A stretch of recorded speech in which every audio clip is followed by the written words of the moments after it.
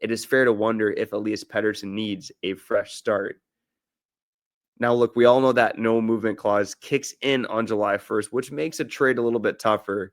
But I do think if a guy like Elias Pettersson gets traded, it's largely because he believes he needs a fresh start, not so much in the fact that the Canucks think that they need to move him and are worried about that no movement clause. I think the talk about the no movement clause is probably a bit overblown. But that being said, if Pettersson didn't want to go to a certain team, like the Buffalo Sabres, for instance, he could veto a trade with the no movement clause because he's got to sign off on everything at that point. So there is a bit of a ticking clock there as we wind down the season and get to the NHL draft. And in terms of the return for Elias Pettersson, let's highlight three of the biggest trades in the salary cap era and just look at the framework for, could you get this kind of return for Elias Pettersson? And I think I've said this before when I talked about trading Elias Pettersson being a mistake for the Vancouver Canucks.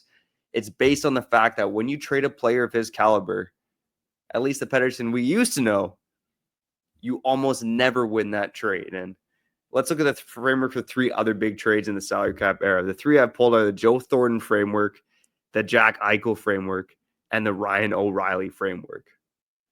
So the Joe Thornton framework, that was likely the biggest loss in terms of trading a guy away, although it did set up the Bruins to usher in a new core and go on to win the Stanley Cup.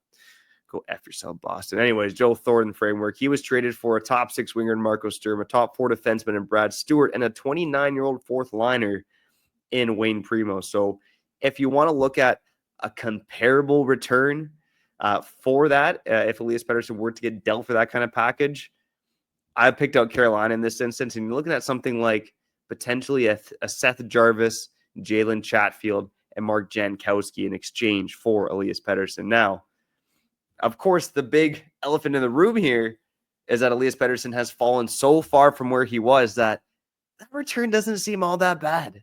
Seth Jarvis just played for Team Canada. Jalen Chatfield, another one who got away here in Vancouver. And Mark Jankowski, a solid, lanky fourth liner. I mean, that's probably not a bad package for Pettersson. But if he turns out to be another 100-point player, then it starts to look like a bit of a loss for the Vancouver Canucks, of course. Let's look at the Jack Eichel framework. So Jack Eichel was traded for a top 6 winger in Alex Tuch, a top prospect in Peyton Krebs, a first and a second round pick. So, you know, I picked Buffalo out for this instance, right? Maybe Buffalo for once ends up acquiring the so-called best player in the deal instead of dealing them away like they did with Jack Eichel and Ryan O'Reilly. So if we look at that framework, a top 6 winger and a top prospect, you know, with the Buffalo Sabres, I didn't want to include Alex Tuch in there again. That just seems like lazy work. But I had a package of Zach Benson, Yuri Kulich, a first and a second round pick. And that deal for the Canucks seems a little unlikely just based on the fact that they want to compete now. Do you think you can compete now with Zach Benson and Yuri Kulich in your lineup? I would argue that you might be able to, but again, lacking that number one center is a big miss for this team. And it's the reason why overall the Canucks are likely to keep Elias Pettersson. And I'll say that again, the Canucks are likely to keep Elias Pettersson. It makes most sense to see if he can bounce back, but I do believe that there is a world in which he has potentially played his last game for the Vancouver Canucks.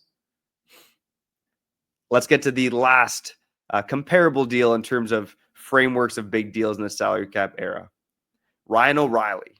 He was traded for a big young prospect center in Tage Thompson, a 30-year-old third liner, two 30-year-old third liners in Patrick Berling and Vladimir Sobotka, and a second round pick. I picked out the Columbus Blue Jackets in this instance, and they have been linked to the Vancouver Canucks throughout the season in terms of big moves.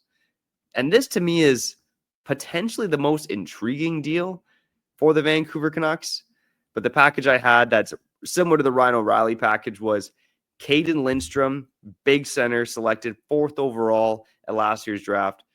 Third liners in Sean Corrali. He's a UFA, but he just fits the bill here in terms of rugged third liners. Sean Corrali, Matthew Olivier, Shout out to Mother Knucker. It's his favorite player. Shout out to the everydayers here on Locked On Canucks. And, of course, a second-round pick. So just to repeat, Caden Lindstrom, Sean Crowley, Matthew Olivier, and a second-round pick.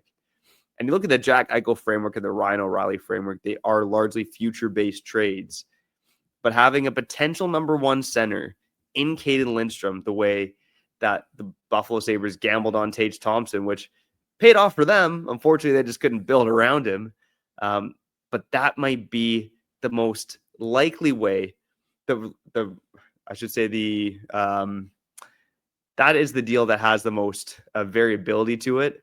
That deal comes with the most risk. You're trading for a guy who is the main piece, being 18, 19 years old right now, and then some spare parts. But that's the biggest high risk, high reward deal for the Vancouver Canucks if they are going to follow the frameworks of other big stars who were traded in the salary cap era. Let me know in the comments. Do you think Elias Pettersson has played his last game for the Vancouver Canucks? And if you do, he's got to get traded somewhere. What does that deal look like?